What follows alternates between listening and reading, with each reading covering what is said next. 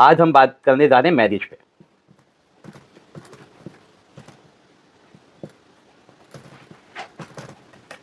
Marriage के लिए हम क्या देखते हैं तो मैरिज के लिए अगर हम पहला भाव देख रहे हैं तो इसका मतलब ये है कि जैसे D1 का पहला भाव देखा तो हम सेल्फ देखते हैं कि हम कैसे हैं, कैसे दिखते हैं, हमारे दूसरों से कैसे संबंध है, अपने लिए देखते हैं।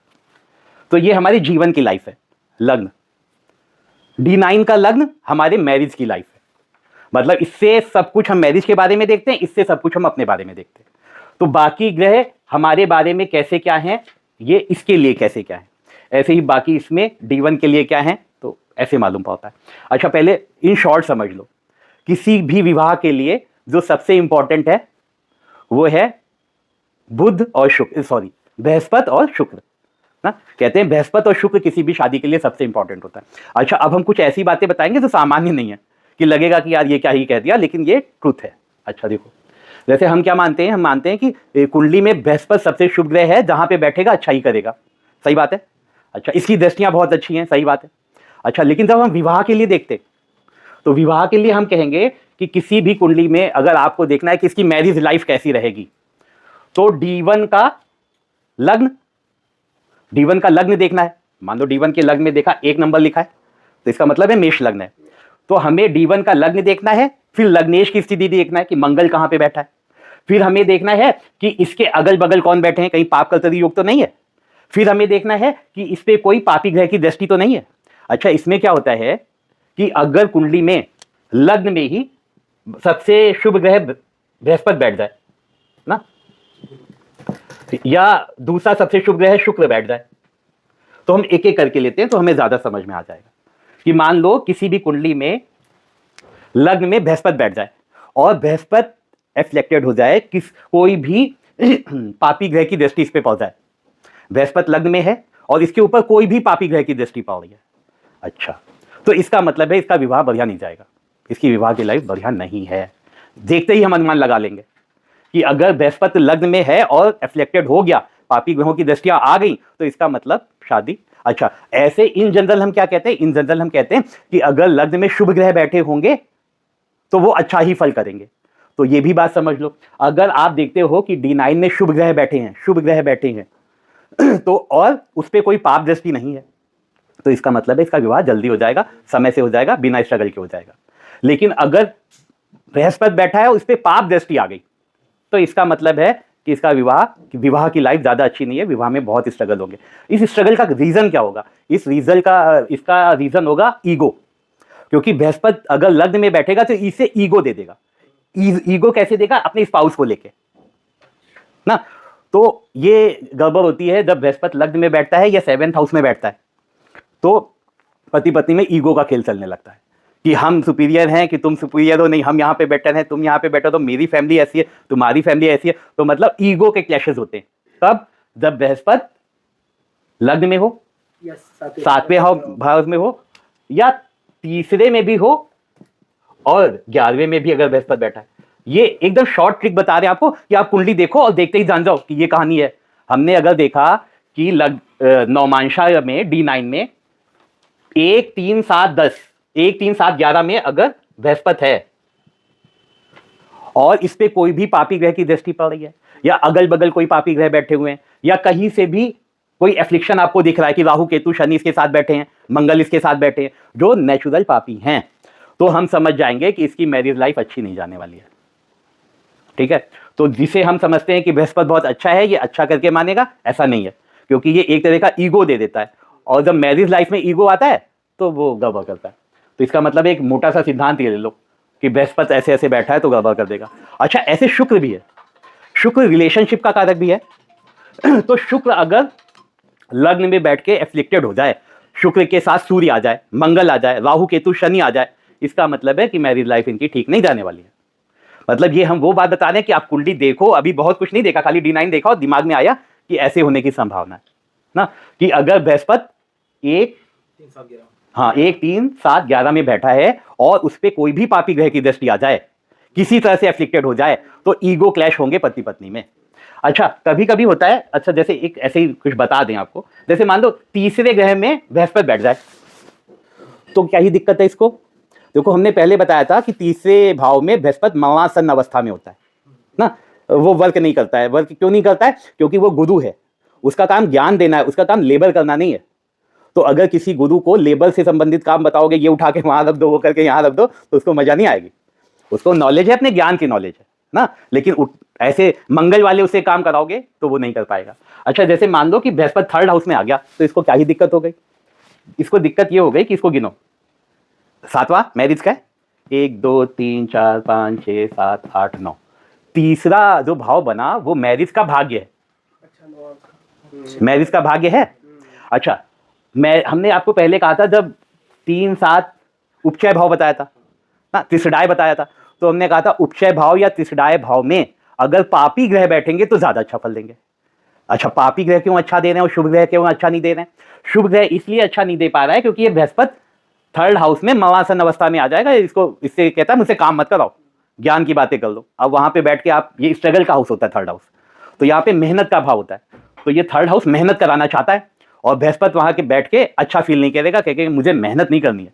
अच्छा, अब यहाँ पे जैसे हमने देखा कि मैरिज का नवा है, तो मैरिज का भाग्य है ये ना।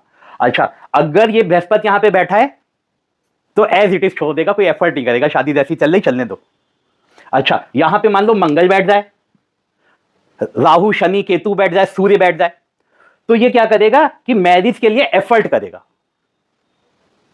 मंगल बैठेगा तो एफर्ट करेगा मैरिज के लिए, क्या गड़बड़ है, कैसे सही करना है, ये वो। और शुभ ग्रह बैठ जाएंगे तो एफर्ट करेंगे नहीं, क्योंकि मवासन अवस्था में उनकी ताकत भी नहीं, कहेंगे जो चल रहा है चलने दो भाई, हमारे बस का नहीं है कुछ ना।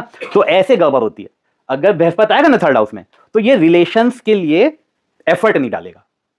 और अगर यहीं पे राकेश आ जाए, राहु केतु शनि या मंगल जो नेचुरल बेनिफिट है, तो वो एफर्ट डालेंगे अपनी शादी के लिए कि पति क्या चाह रहा है, पत्नी क्या चाह रही है, हम ऐसा कर दें क्या, हम बात कर लें क्या। अच्छा, बात कर लें क्या भी कहेगा, क्योंकि थर्ड हाउस कम्युनिकेशन का है। अब बृहस्पति महाराज यहां तो कम्युनिकेट भी नहीं करना चाहते, कहते यार हमसे बात ना करो, हमें मजा नहीं आता है, क्योंकि थर्ड हाउस में उनको मजा नहीं आता है। तो थर्ड हाउस कम्युनिकेशन का भी है। तो ये क्या कहेगा, अगर यहाँ पे पापी ग्रह बैठे होंगे तो स्पाउस से कम्युनिकेट करेगा, भाई क्या प्रॉब्लम है, अच्छा ऐसा क्यों कर रहे हो, वैसा क्यों कर रहे हो, ये सही है वो गलत है, ऐसा मत करो। कम से कम बात तो कर रहा है। कब बात कर रहा है? जब इस पे पापी ग्रह बैठे हैं, क्योंकि वो एक एफर्ट डाल रहा है। और जब शुभ ग्रह आएंगे तो एफर्ट ही नहीं डालेंगे, कहने में जो चल रहा है चलने दो, बस ठीक ही है बस। तो जब बात नहीं करोगे तो रिलेशनशिप खराब होगी। आप नाराज हो लेकिन बता नहीं रहे हो क्यों है, तो फिर वो सामने वाला क्या ही समझेगा। अच्छा, ये तुरंत बता देगा भाई ये बात है, क्योंकि उसको एफर्ट डालना है अपने रिश्ते में। तो आपने देखा कि इसमें सबसे पहले हमने कहा बृहस्पति ईगोइस्टिक है, उसको ईगो बहुत है, उसको ईगो अपने ज्ञान का है कि भाई हमें ज्ञान है, और उसको ईगो इस बात का है कि वो देवताओं के राजा भी पैर छूते हमारे, तुम क्या ना। तो इस तरह के ईगो रहते हैं। अच्छा, मैरिज पे जब बात करेंगे और जहां पे ईगो क्लैश करेगा ना, तो फिर वो गड़बड़ होगा कि मैरिज में ईगो जितना कम है उतना अच्छा है। अच्छा, ईगो है तो वो बात करता है कि नहीं करता? अब वो बात भी नहीं करता है। तो इसका मतलब ये सिद्धांत ऐसा है कि आप ऐसे नौमांश देखोगे, जैसे ही देखोगे बृहस्पति कहाँ बैठा है, अच्छा बृहस्पति यहाँ यहाँ यहाँ यहाँ बैठा है। अच्छा, बृहस्पति के साथ कोई राकेश और मंगल भी तो नहीं बैठे हैं, राहु केतु शनि मंगल तो नहीं बैठे हैं। तो इसका मतलब है कि भैया इनको शादी में इनकी दिक्कत होनी है, शादी स्मूथ नहीं चलेगी। ठीक है, तो इसका मतलब है जब अगर हमें किसी कुंडली में पता करना है कि सर हमारी शादी की स्थिति क्या है, तो शादी की स्थिति देखने के लिए हम उसकी कुंडली में सबसे पहले बृहस्पति और शुक्र देखेंगे, क्योंकि शादी चलाने के लिए सबसे अच्छे जो नेचुरल बेनिफिट हैं वो बृहस्पति और शुक्र हैं। फिर हम देखेंगे लग्न और लग्नेश की नौमांशा का लग्न क्या है और इसका स्वामी कहाँ बैठा है। अब लग्न का मतलब, लग्न जब देखेंगे तो देखेंगे अगल बगल कौन है, पाप कलतरी योगा में तो नहीं आ गया, तो इसका मतलब लग्न अफेक्टेड हो रहा है। अच्छा, लग्नेश देखो राहु केतु शनि मंगल के साथ तो नहीं आ गया, इसका मतलब हाँ ये प्रॉब्लम हो सकती है ना। तो इसको देखने का, जैसे कहते हैं ना, नौमांशा देखा और तुरंत पिक्चर खिंच गई कि हाँ इसकी कुंडली में ये चल रहा होगा, तो ऐसे हम देखते ही पता लगा लेते हैं। एनालिसिस तो बाद में करते हैं, ऐसे देखा मंगल यहाँ है, शुक्र यहाँ है, इसके साथ सूर्य राहु केतु ये है, तो हम जान गए कि इसकी भैया मैरिज लाइफ उतनी अच्छी नहीं जाएगी। अच्छा, जैसे हमने कहा कि अच्छा कुछ लोगों को मिसकंसेप्शन बहुत है, वो क्या सोचते हैं, कहीं कहीं ऐसे क्लासिक्स में भी लोग बात करते हैं, कहते हैं कि नौमांशा जो है कुंडली शादी के बाद स्टार्ट होती है, कि जब आपकी शादी हो जाएगी, तो इसको केवल शादी से रिलेट करते हैं, तो कहते हैं नौमांशा तो शादी के बाद फलित होती है, उससे पहले देखने की आवश्यकता नहीं है। मिल जाएंगे ऐसे लोग, मिलेंगे कि किसी ने बताया, किसी ने कैच किया, फिर उसको रख लिया। तो हम आपको ये बात बता दें, एकदम क्लियर बता दें कि नौमांशा उन पे भी काम करेगी जिनकी शादी नहीं हुई है ना, जिनके हाथ नहीं होते उनकी भी किस्मत होती है, तो नौमांशा उनकी भी है, इनकी शादी। अच्छा, शादी ना होने में भी एक दिक्कत है। अगर किसी की कुंडली में तुम देख लो कि यहाँ पे 10 नंबर लिखा है, 10 नंबर, नौमांसा में D9 ने देखा 10 नंबर लिखा है, बस दिमाग डाल लो कि हो गया इनका काम। अच्छा, यही 10 नंबर एक बहुत कमाल का नंबर है। अच्छा, एक हम आज आप बात बताने जा रहे हैं, जिसको जान जाओगे तो बहुत मजा आ जाएगा और प्रिडिक्शंस हमेशा सही बैठेंगे। 10 नंबर, जैसे शनि की राशि है, मकर भी है और कुंभ भी है, दोनों में एक अंतर है। एकदम शुरू में हमने कहा था पहली पत्नी है दूसरी पत्नी है, याद है कि पहली पत्नी को ज्यादा दूसरी को पत्नी को कम। एक बात और बता देते हैं, ऐसे पहली पत्नी दूसरी पत्नी याद है, ये भी याद रहेगी बात। आप शनि योगी है ना, कृष्ण का भक्त है, अच्छा, अध्यात्म है ना, गहराई है। अच्छा, शनि दंड भी तो देता है, न्याय का देवता है, वो दंड भी देता है। आपने गलत किया, 7.5 में आपको पूरा काम दे देगा आपको। तो इसका मतलब है शनि के पास 2 राशियां हैं जो अध्यात्म से संबंधित है। जितनी शनि की अच्छाइयां होती हैं वो सब कुंभ राशि के पास है, और जितनी भी शनि से संबंधित बुराइयां हैं तब ये 10th के पास है। अगर पाप, बीमारी, लंबी बीमारी ना, पुरानी बीमारी, अच्छा, दंड, किसी तरह का दंड देना है, किसी तरह का स्ट्रगल देना है, तो देख लो भैया 10 नंबर तो नहीं आ गया। जब यहां पे 10 नंबर आ जाएगा D9 में, तो सबसे पहले इनकी कहेंगे मैं शादी की इच्छा नहीं है। पहले शादी करने के लिए शादी की इच्छा होनी चाहिए, कहेंगे नहीं नहीं शादी की इच्छा नहीं है। फिर कहेंगे नहीं नहीं नहीं कोई पसंद नहीं है। फिर इनकी नौटंकी के चलते इनकी एज निकल जाएगी। जब एज निकल जाएगी तो सामने वाला कहेगा हमको पसंद नहीं है। शादी में स्ट्रगल होगा, जब भी शादी हो जाएगी तो किसी ना किसी तरह के स्ट्रगल में फंसे रहेंगे। अच्छा, ये स्ट्रगल कम या ज्यादा भी हो सकती है, ये भी समझ लो कि तुरंत समझ जाओ कि इनका क्या कहानी है। अगर D1 में 10वां नंबर 1, 5, 9 में आ जाए तो इसका मतलब है कि हाँ स्ट्रगल है, इनकी नौटंकी है, लेकिन बाद में सही हो जाएगा। मतलब कि ये स्ट्रगल करेंगे, मेहनत करेंगे, स्ट्रगल रहेगा, लेकिन बाद में सही हो जाएगा, क्योंकि ये D1 में 1, 5, 9 में आ गई 10 नंबर। बात को समझ गई हमारी? समझ गए बात को? अगर D1 है आपका, D1 में 10वीं राशि, मतलब 1, 5 यहां पे अगर 10 नंबर D1 में भी लिखा है और D9 में लग्न उदय हो गया, तो हम समझ गए कि भाई स्ट्रगल होगा, मेहनत करेगा, लेकिन बाद में इसका हल मिल जाएगा, बाद में इसका अच्छा रिजल्ट मिल जाएगा। मेहनत करने के बाद अच्छा रिजल्ट मिलेगा। अच्छा, अगर यही संख्या 10 नंबर 6, 8, 12 में लिखी है, मतलब नहीं मिलेगा, तो इसका मतलब है खूब स्ट्रगल करेंगे और फिर स्ट्रगल करेंगे और लास्ट में कहेंगे भाई तुम्हारी शादी ज्यादा सक्सेसफुल है नहीं। ये हम जान जाएंगे, और उसको हमें कैसे बताना है, ये अपनी वर्डिंग खोजेंगे कि भाई अब देख लिया, यहां भी 6, 8, 12 में था और यहां भी 6, 8, 12 में है, या यहां ये उदय होके यहां पे आ गया, इसका मतलब इनकी शादी का कुछ हो नहीं सकता। अगर D1 में 6, 8, 12 में 10 नंबर है और D9 में लग्न उदय हो जाए, तो हम देखते ही जान जाते हैं कि भाई इनका काम हो गया। और ऊपर से अगर ये एफ्लिक्टेड भी हो जाए, राहु केतु शनि मंगल से हो जाए, तो हम जान गए इनका कुछ हो नहीं सकता। अच्छा, ये तो जैसे मैंने कहा D9 के लिए। अच्छा, ये बात क्या D1 पे भी लागू होती है? D1 पे जहां देख लेना 10 नंबर है, तो वहां शनि के सारे जो दुष्प्रभाव होते हैं वो देने के लिए आई है। आपकी किसी की कुंडली में मान लो D1 ने भी जिस भाव में 10 नंबर लिखा होगा, उससे संबंधित उसको स्ट्रगल होगा ही, क्योंकि वो शनि के जो गलत चीज है ना, पापी इफेक्ट, जितना शनि का, जितने आप डरते हो आप शनि को, वो डराने वाला है 10 नंबर, और जितना अध्यात्म देने वाला है वो है 11 नंबर। तो 11 नंबर एक योगी है ना, वो शनि की अच्छी चीजों को लेके आएगा और शनि की खराब चीजें दूसरी ना 10 नंबर को दे दिया। ये एक दिमाग में हल्का सा डाल दो, किसी किताब में नहीं लिखा है, लेकिन जब एप्लीकेबल करोगे तो लगेगा। ये बात सबको बतानी भी नहीं है, अपने दिमाग में रखो, क्योंकि तुम जान जाओगे कि हाँ ये होता है ना, क्योंकि लोग तो बात करेंगे ना किताब में क्या लिखा है, कहाँ लिखा है। अगर D1 में ये 10 नंबर, मान लीजिए 9 नंबर तो 9वें भाव क्या है, तो मतलब आपका भाग्य वो खराबी कर देगा। भाग्य नहीं, देखो इसमें एक भी भाव कई चीजों के होते हैं, और उस समय दशांतर दशा किसकी चल रही है, मान लो कि सूर्य की चल रही है तो कहेगा पिता से रिलेशन खराब करेगा। मान लो यहाँ पे बृहस्पति की चल रही है, तो आप देखो यहाँ पे बैठा कौन है, इस पे दृष्टि कौन सी है, और दशांतर दशा किसकी चल रही है। एक ही खराबी पूरी जिंदगी नहीं रहती है, जब उसकी दशांतर दशा आएगी तो उस चीज में प्रॉब्लम देगा, पर्टिकुलर उस चीज में प्रॉब्लम देगा ना। तो एक 10 नंबर वाली घातक संख्या है, क्योंकि इसमें शनि के जितने, अच्छा देखना कभी कर्क लग्न के जितने लोग होते हैं देखो किसी की कुंडली देखना, इन जनरल देखो, मैं जनरल बात बता रहा हूँ, दिल पे ना लेना। कर्क लग्न है किसी का? कर्क लग्न है? 4 नंबर लिखा है अगर किसी के लग्न में जी। और इनकी शनि की दशा आ जाए हाँ। तो इनका काम लग गया, क्योंकि यहां पे है ना ये। तो इसका मतलब है मैरिज नहीं स्ट्रगल्स, 10 नंबर स्ट्रगल्स देता है। इसलिए हमने अधिकतर इन जनरल देखा है कि बाकी भी ग्रहों की पोजीशन आपको देखनी है, एक इन जनरल बात बता रहे हैं। जनरल बात यह है कि कर्क लग्न के जितने लोग होते हैं उनकी मैरिज लाइफ में डिस्टर्बेंस होता ही है, क्योंकि उनका स्पाउस 10वीं राशि बन गया, तो यानी 10वें भाव में ये स्ट्रगल देगा, मतलब 7th हाउस में स्ट्रगल देगा। तो 7th हाउस तो स्पाउस का हो गया, पति या पत्नी का हो गया, यानी पति या पत्नी से स्ट्रगल देगा। उसका जस्ट अपोजिट हो जाए सर, 10 लग्न में बैठ जाए नीचे। हाँ, तब तो उसको मकर राशि वाला मिलेगा, और फिर ये जल तत्व हो जाएगा, वो स्थिर तत्व हो जाएगा ना। तत्वों का भी खेल है, लेकिन अभी हम आपको ये बता रहे 10 नंबर का खेल। अच्छा, 10 नंबर अगर यहाँ पे आता है तो अब इसके लिए सब लोग काम करेंगे, तो 4 नंबर यहाँ पे आ जाएगा, हाँ 10 नंबर वहां पे हो जाएगा। तो उसकी दशा देखो, जो 4 नंबर है ना, भावना प्रधान है, जल तत्व है, और ये प्रैक्टिकल है, ये पृथ्वी तत्व है। तो अब एक भावना है और एक प्रैक्टिकल है, अब दोनों का हुआ संयोग, तो भावना वाला हमेशा हर्टी होता रहता है, क्योंकि उसकी भावनाएं ही मतलब, तो उनकी भावनाएं ये एक रीजन बन जाता है। हाँ, और उनको खुद नहीं मालूम उनको चाहिए क्या। एक तो कर्क लग्न वाले तो बड़े, मतलब कि उनको खुद तो पहले मालूम होता है उनको क्या चाहिए, अभी ये चाहिए अभी वो चाहिए, क्योंकि ये लोग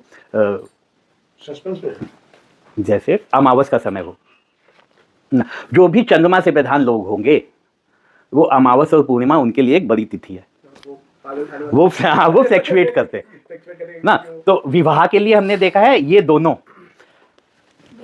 4 नंबर हो या 10 नंबर हो, जैसे ही देखो एक बात दिमाग में डाल लो कुछ गड़बड़ होने की संभावना है, वो संभावनाओं को फिर देखो, इस पे कौन से ग्रह की दृष्टि पड़ रही है, इसके साथ कौन बैठे हैं, इसके अगल बगल कौन बैठे हैं, तो ये हमें मैरिज लाइफ के बारे में एक ऊपर से हिंट दे देंगे।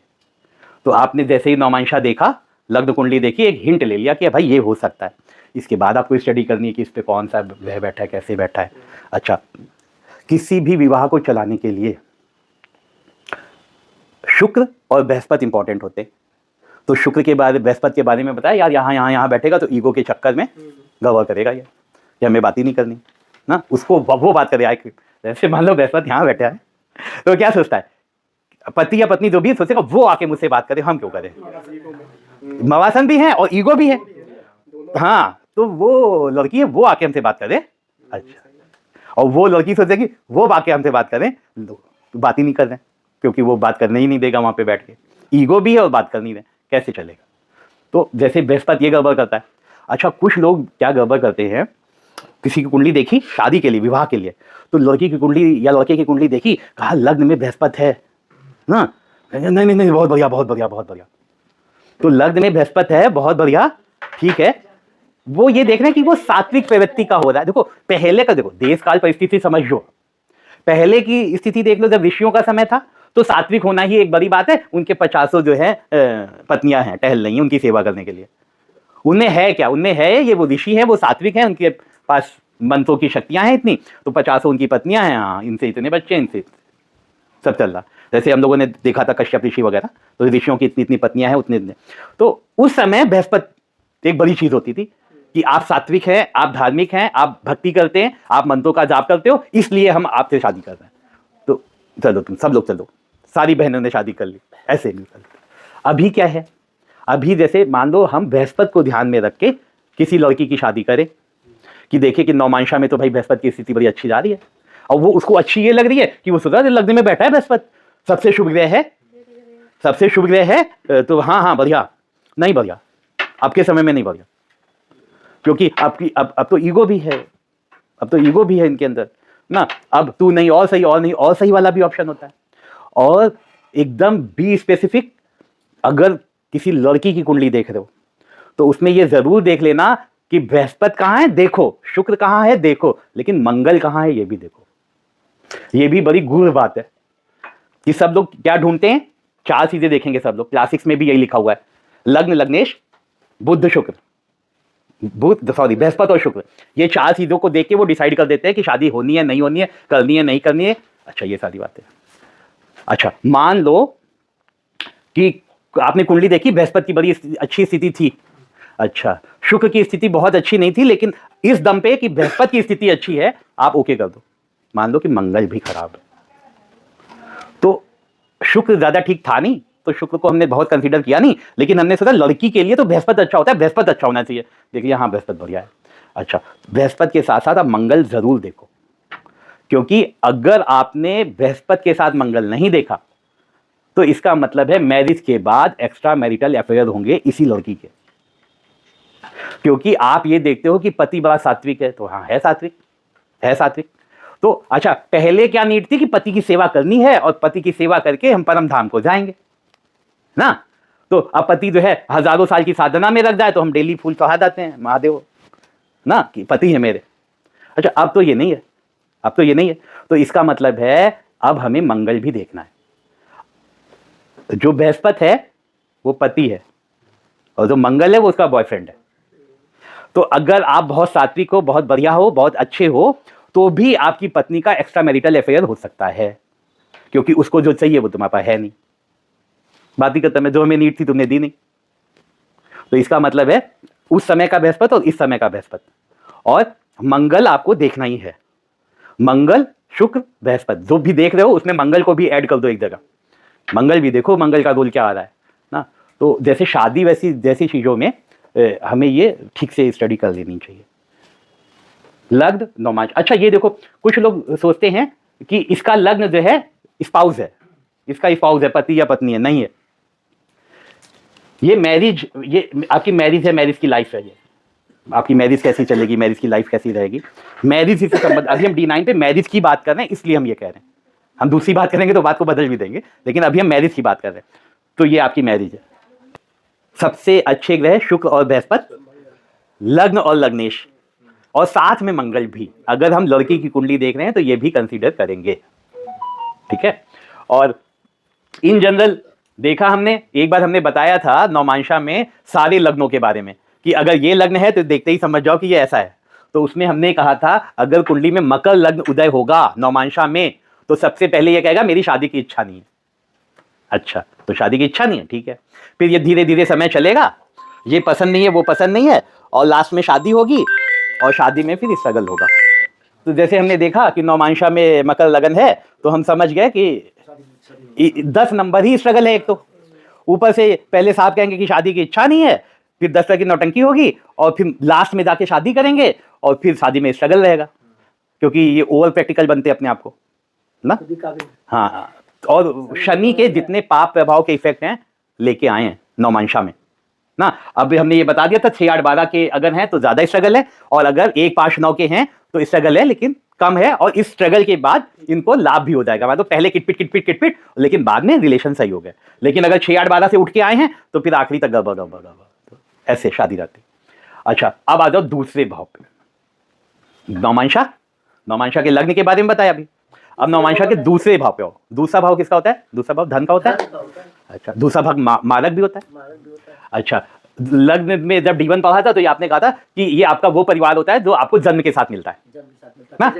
हाँ, जब आप पैदा हुए, आपके पिता, मम्मी, पापा, ताऊ ये थे, तो वो है। अच्छा, चौथा भाव कौन है? जो आपने क्रिएट किया, आपने शादी की अपने बच्चे की, वो वाला ये है, और ये आपको जन्म के साथ मिलने वाला परिवार है। तो ये सेकंड हाउस शादी के साथ मिलने वाला परिवार है, ससुराल नहीं है। ससुराल तो वही है, एर्थ हाउस, लेकिन शादी के साथ एक नए रिलेशंस डेवलप होते हैं। तो सेकंड हाउस से आप उसको भी देख सकते हो। अच्छा, शादी के बाद हमारे पास धन आएगा, नहीं आएगा, ज्यादा आएगा, कम आएगा, सेकंड हाउस देखो नौमांशा का। शादी के बाद आने वाले धन को भी ये बताता है सेकंड हाउस। हाँ, एक नए तरह के रिलेशन भी देखे जाता है सेकंड हाउस। अच्छा अच्छा अच्छा, गिनो जरा। 1 2 3 4 5 6 7 8, क्या है? 7वें से 8वां, 7वें से 8वां, किसी भी चीज का 8वां। लॉन्जिविटी कितना चलेगा रिलेशन, ये भी बताता है। विवाह कितना चलेगा। अगर यहां पे शुभ ग्रह बैठे हैं सेकंड हाउस में, शुभ ग्रहों की दृष्टियां है, अगल बगल अच्छे ग्रह बैठे हैं, तो शादी होते ही एकदम रॉकेट बन गए भाई। अरे ये तो कुछ नहीं था, शादी के बाद तो देखो क्या ही हो गया, ऐसा क्यों हुआ? नौमांशा में यहाँ पे शुभ ग्रह बैठे हैं ना। अच्छा, 8वां घर मांगल्य का भी होता है, उसका स्पाउस की जिंदगी क्या है, अखंड सौभाग्य बना रहे, सौभाग्य मांगल्य, तो ऐसे ही उसका 8वां है, तो उसका कितना मांगल्य रहेगा ना। तो जितने अच्छे ग्रह बैठे हैं तो भाई ठीक है, अच्छी बात है। अच्छा, एफ्लिक्टेड होगा तो फिर वही गड़बड़ करेगा। अच्छा, शादी के बाद सब ठीक चल रहा था, कुएं में गिर पड़ा एकदम ना, तो सेकेंड हाउस से देखेंगे कि विवाह के बाद कितना धन आ रहा है ना, और सेकेंड हाउस से संबंधित जो भी चीज़ें होती है मांगल्य वगैरह वो भी देख लेते हो। अच्छा, तो इसमें शुभ ग्रह बैठे हैं तो अच्छा फल कर रहे हैं। लग्न में शुभ ग्रह बैठे हैं लेकिन पीड़ित नहीं है, अच्छा फल करेंगे। अच्छा, अब मान लो थर्ड हाउस पे आ जाओ, थर्ड हाउस पे मान लो शुभ ग्रह बैठे तो अच्छा नहीं करेंगे विवाह के लिए। हर जगह शुभ अच्छा नहीं करता है ना। अब गुंडे के सामने एक साधु क्या ही करेगा, एक सीधा आदमी क्या ही करेगा, उसको जहाँ तक करना है कर ले ना। शेर के सामने आप आओगे तो जो करना है वो शेर को करना है, आप क्या करोगे ना, तो वो तो वही डिसाइड करेगा कि खाना है कि छोड़ना है कि क्या करना है। तो इसका मतलब ये है थर्ड हाउस में अगर शुभ ग्रह आएंगे ना तो अच्छा नहीं करेंगे, क्योंकि यहाँ पे ये शुभ लोग जो अच्छे लोग होते हैं ना इस तरह के, तो इंटेलेक्चुअल है, इनसे ज्ञान की बातें करा लो, इनसे बोझा मत उठवाओ, इनसे कर्म मत करवाओ, फिजिकल लेबर नहीं करना चाहते। और थर्ड हाउस फिजिकल लेबर का है, थर्ड हाउस कम्युनिकेशन का है ना, तो स्ट्रगल का भी है, उपचय भाव भी है, त्रिशदाय का भी है। तो थर्ड भाव पर अगर शनि आ जाए तो बढ़िया काम करेगा। शनि भी का बढ़िया काम करेगा, मंगल भी हाँ, शनि भी हाँ नौकर है, मंगल आएगा तो वो बाहुबली लगाएगा, हाँ तैयार है। अब यहाँ पे बृहस्पति को बैठाओगे तो वो कहेगा तो भैया हाँ हाँ हाँ हाँ ये हमसे नहीं होगा। तो इसका मतलब है कि अभी हमने रीजन बताया था आपको, क्योंकि वो क्या करेगा, जो मंगल आ गया, अच्छा राहु केतु शनि आ गया, तो ये काम में एफर्ट डालेगा, क्योंकि ये 7th हाउस का 1 2 3 4 5 6 7 8 9 9 है, यानी विवाह का भाग्य है थर्ड हाउस। अगर विवाह के भाग्य में, जैसे विवाह का भाग्य बन गया थर्ड हाउस, अच्छा मान लो बृहस्पति बैठे यहाँ पे, यहीं पे बृहस्पति बैठे, तो कहेंगे हम क्यों करें, उनको करना चाहिए। अच्छा, मंगल और शनि तो वो एक्टिव है, अच्छा क्या गड़बड़ है अभी सही करते हैं, अच्छा किस लिए गड़बड़ है अभी सही करते हैं, तो वो उस काम के लिए एफर्ट डालेंगे। मान लो रिलेशन अच्छे नहीं है तो पापी ग्रह बैठे हैं तो वर्क करेंगे कि सही करना है मुझे ना, क्या बात है क्या दिक्कत है, ऐसा क्यों वैसा क्यों, 10 तरह की बात करेंगे। अच्छा ग्रह बैठा है वो बात ही नहीं करना चाहता, अब बात ही नहीं करना चाहता फिर रिलेशन और बिगड़ेंगे ही। इसका मतलब है हर जगह पे अच्छे ग्रह अच्छा फल दें ऐसा नहीं है। तो अगर यहाँ पे, जैसे यहाँ पे भी ऐसा ही है, 3 6 8 11, यहाँ पे पापी ग्रह ज्यादा अच्छे ना, जैसे तीसरा छठा 8वां 11वां पापी ग्रह ज्यादा अच्छे, क्योंकि वो वहां पे कुछ स्ट्रगल करेंगे, कुछ काम करेंगे, कुछ देके जाएंगे ना, तो उनके भी सब ग्रहों के अपने अपने नेचर हैं, तो वैसे काम करते हैं। अच्छा, जैसे चौथा भाव आ जाओ, चौथा भाव किसका है, विवाह का सुख, विवाह का सुख, इस पे डिपेंड करता है कि विवाह का सुख कैसा हो। हाँ सुख भाव होते हैं, और ये फिर विवाह का सुख बताएगा। इसमें सब सुखी भाव आ रहे हैं, लगन भी दूसरा भी भाव सुखी भाव है, तीसरा भी सुखी भाव। कहाँ सुख भाव है, सब में गड़बड़ है भाई, पैसा मिल रहा है वो सुखी तो है, नहीं भी मिल सकता है ना, तो इसमें चौथे में सुख मिलेगा ही ना, नहीं भी मिलेगा, क्यों मिलेगा, जब कहाँ मिल रहा है, आप नहीं सुख है, आपने ध्यान नहीं दिया। जो एफ्लिक्टेड है वहां पे कष्ट है, अगर लग्न में 10 नंबर आया तो कष्ट है। अच्छा, बृहस्पति भी बैठा है लेकिन एफ्लिक्टेड हो गया तो कष्ट है, शुक्र बैठा है तब भी एफ्लिक्टेड हो गया तो कष्ट है। अच्छा, कोई पापी ग्रहों ने दृष्टि डाल दी तब भी कष्ट है, तो कष्टों की संख्या में कमी नहीं है, कष्ट बहुत तरीके से आ सकते हैं। नहीं, इस पे भी अगर एफ्लिक्टेड आ जाएंगे, पापी ग्रह आ जाएंगे, पाप कल्तरी योगा में आ जाएगा तो अच्छा फल देगा, तो अच्छा फल नहीं देगा। अच्छा, एक बात को देखो, पहले से ध्यान दो, ये वाली टर्मिनोलॉजी तो चलती रहेगी, आप पहले हमेशा ध्यान रखो कि इसका एलिमेंट कौन सा है। जैसे सूर्य है, अग्नि है, किसी की कुंडली में देखते हो अग्निकारक ग्रह कौन से हैं, अग्निकारक राशियां कौन सी हैं, अग्निकारक ग्रह सूर्य और मंगल है, सब में प्रधान सूर्य है, सूर्य अग्नि है। अच्छा, किसी की कुंडली का लग्न देख लो 1 5 9 है, तो ये जल्दी बीमार नहीं पड़ेगा, जल्दी बीमार नहीं पड़ेगा, अग्निकारक है, अच्छा, वो मेहनत वेहनत करके आएगा फिर।